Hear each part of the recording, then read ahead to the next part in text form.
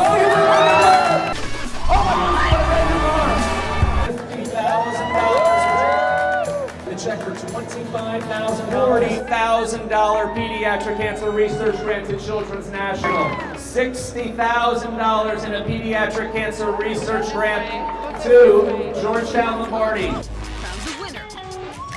The Washington Auto Show, one of the great events every year is... Well, it's one of the biggest events of the Washington Auto Show. Long-term partners in the fight against pediatric cancer, Georgetown Lombardi and Children's National right here in D.C. The Georgetown Bulldogs against Children's Hospital Bear.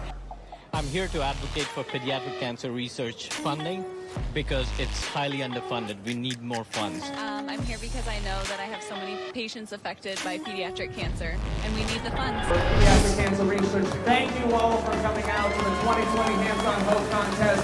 Be a part of the solution, create awareness, and let's end pediatric cancer. Thank you.